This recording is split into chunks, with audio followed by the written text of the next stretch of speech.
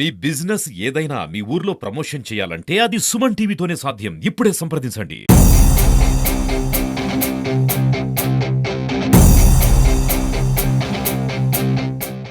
కూతురు పోవాలన్నా కూడా భయమే సార్. ఏదైనా అంగడికి పోవాలన్నా భయమే. పిల్లలు స్కూల్లో కిడ్సరానికన్నా భయమే. మగ పిల్లలు కూడా భయపడుతున్నారు అనేటికి అసలుకు. సార్ ఇంత ముందు కూడా మర్డర్ కేసు ఉంది, ఆడపిల్లలను తీసుకొచ్చిన కేసు ఉంది.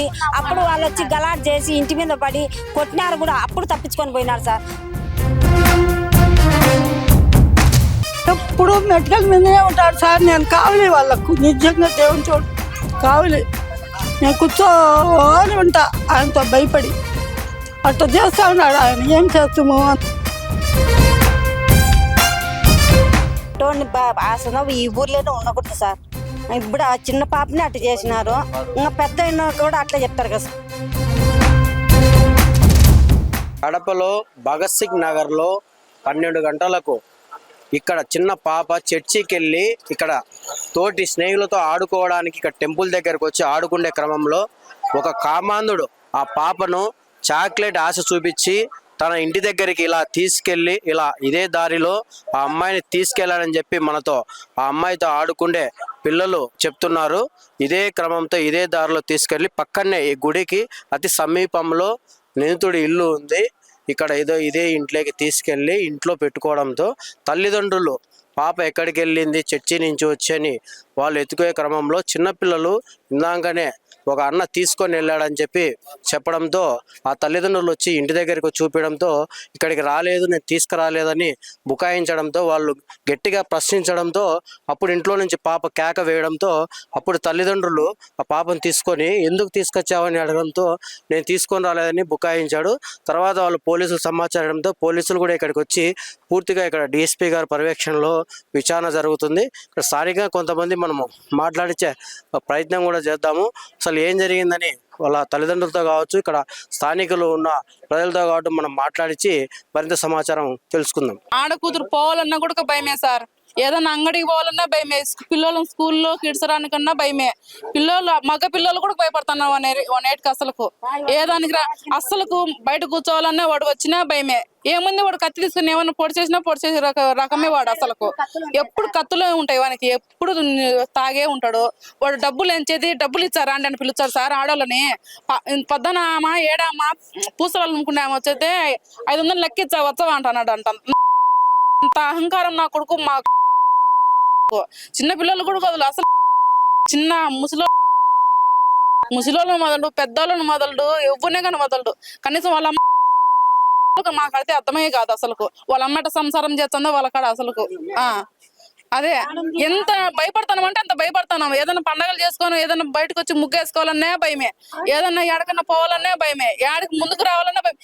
ఈ భగత్ సింగ్ నగర్ మొత్తం అంతా ఈ సందే పోవాలి సార్. స్కూల్ కు పిల్లలు భయపడతారు. వాళ్ళ అమ్మగారు వచ్చి బాగలేకపోయినా జ్వరాలు వచ్చినా కూడా మీ ముందు ఇడిచిపోవాల్సిందే. స్కూల్ దగ్గరకు వచ్చి స్కూల్ దగ్గర కూడా కాపలా కాచున్నాడు ఆడపిల్లలకు. ఇంత ఇబ్బంది ఉందంటున్నారు అంటే ఇప్పుడు మీరు పోలీసులు కంప్లైంట్ చేయలేదా? అతను ఎప్పుడు అంటే కొంచెం చాలా సార్లు చేసినాం సార్. ఇది ఒక 100 సార్లు ఎన్నిసార్లు చేసినా కూడా వాడు ఏమంటాడు, డబ్బులు పడేచ్చా పద్దను కూడా అదే మాట్లాడిన మాతో. అదే ఇదే మాట్లాడుతున్నాడు. ప్రతి మర్డర్ చేసినాము, ఇంకా 10 చేసినా కూడా అదే కేసులే అంటున్నారు సార్. ఇంత ముందు కూడా మర్డర్ కేసు ఉంది, ఆడపిల్లలను తీసుకొచ్చిన కేసు ఉంది.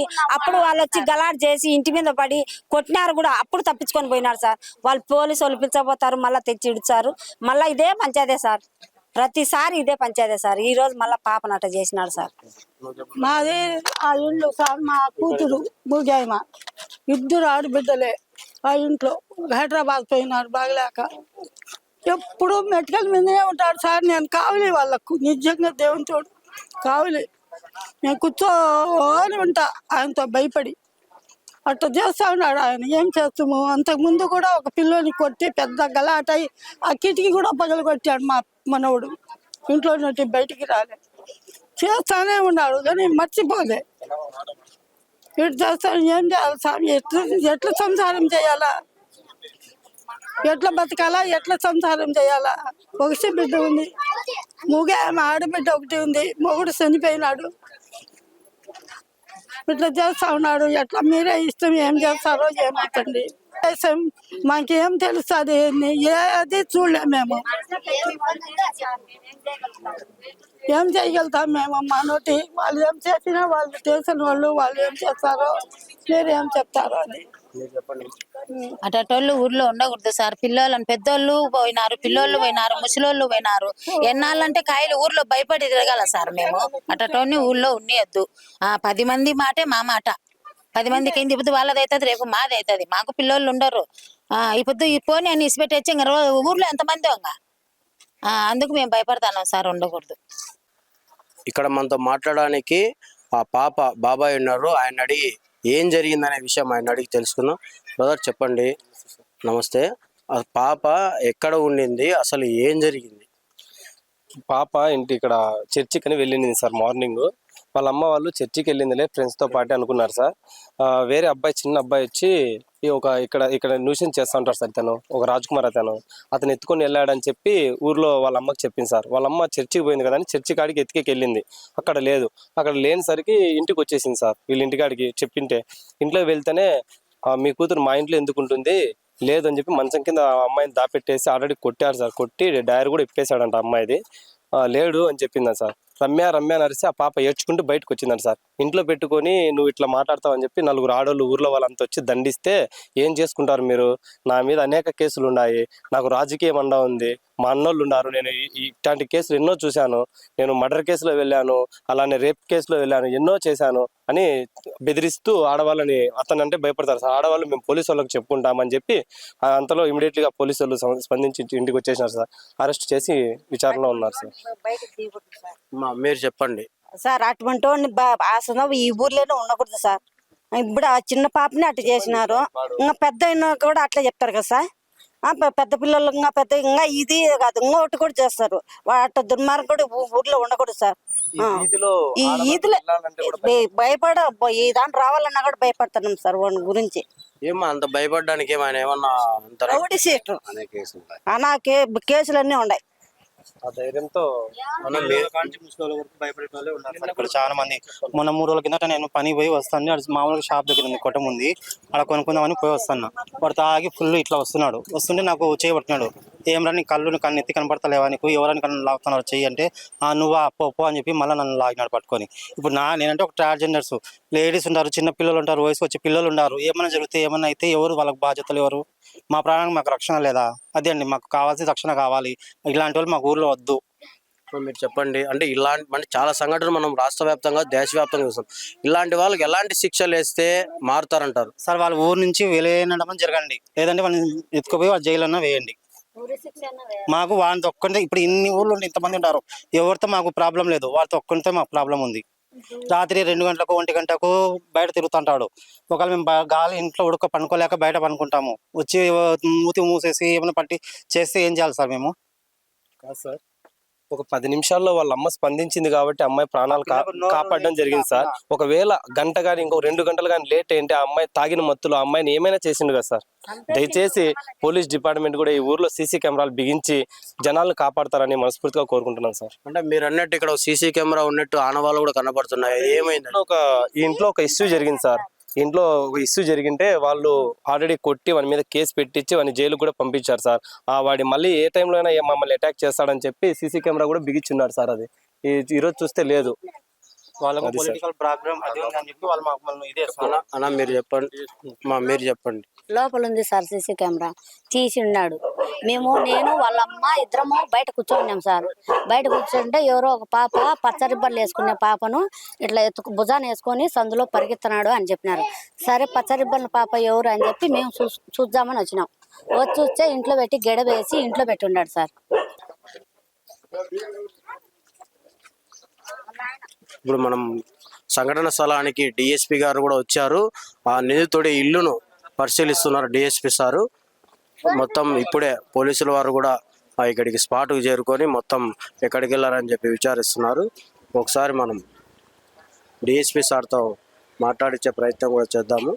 ఇప్పుడు వాళ్ళు వచ్చి ఇక్కడ స్థానికంగా ఏం జరిగిందని డిఎస్పీ సారు లోకల్గా అడిగి తెలుసుకుంటున్నారు. నిందితుడి ఇల్లును కూడా సారు పరిశీలిస్తున్నారు.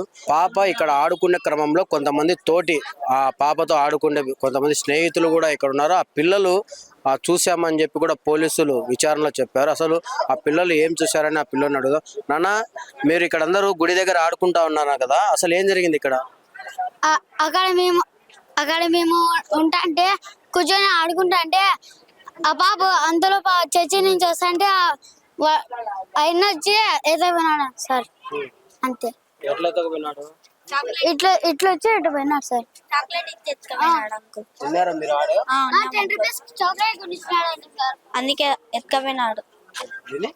10 రూపీస్ కి చాక్లెట్ కొనిపించి ఇంట్లో కూర్చొని సోఫా సెట్ మీద మంచి కింద పాపని పెట్టినాడంట సార్.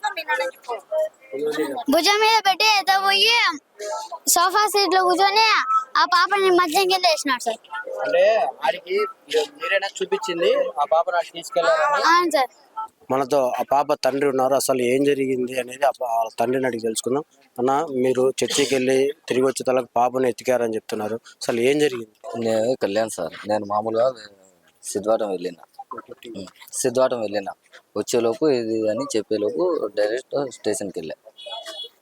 అంటే ఇప్పుడు అలా పాపకు అలా చేశాడు కదా, అలాంటి నిందితునికి ఎలాంటి శిక్షలు పడితే బాగుంటుందని అనుకుంటున్నాను. అలాంటి వాడిని చూసి ఇంకో 10 మంది నేర్చుకుంటారు. అలాంటి నేర్చుకోకుండా ఇంకొకరు చెడిపోకుండా ఉండాలంటే నటి రోడ్లో ఉరి తీయాలి అలాంటి. అది చూసినా మిగతా వారన్నా భయపడతారు. అలాగే స్వేచ్ఛ వదిలేసినామనుకో వాళ్ళని చూసి మరికొందరు పుట్టుకొస్తారు.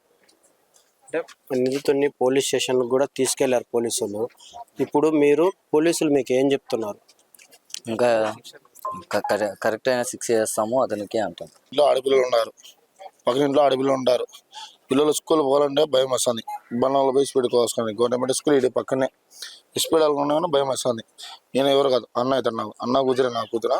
నాకైతే మండిపోతాను. నాకైతే ఏమి ఇలా అతను వానికైతే ఈ ఊర్లో పెట్టకూడదు, అసలు ఈ దునియాలో పెట్టకూడదు. అంటే మన ఏరియాలో తెచ్చి వానికి ఉరి శిక్ష చేస్తారు. ఇంకోటి మన ఏరియాలో ₹3 అంటే అన్న, ఇంకొకటి ఏరియా మొత్తం ఏం చెప్తున్నారంటే అతను అందరితో గొడవ పడేవాడు, అతని బిహేవియర్ సరిలేదు. చాలాసార్లు మేము పోలీసులకు అప్పగించాం, మళ్ళా వచ్చి అతను ఎలా బయటకు వస్తున్నాడు ఏందో వచ్చి మళ్ళీ న్యూసెన్స్ చేస్తున్నాడు అంటున్నారు. దీనిపైన ఏమంటారు? నేను ఇది 4సారినా చూడడం. నేనైతే 4సారి 5సారి నాకైతే తెలియదు, కోవిడ్లో ఉన్నాయా.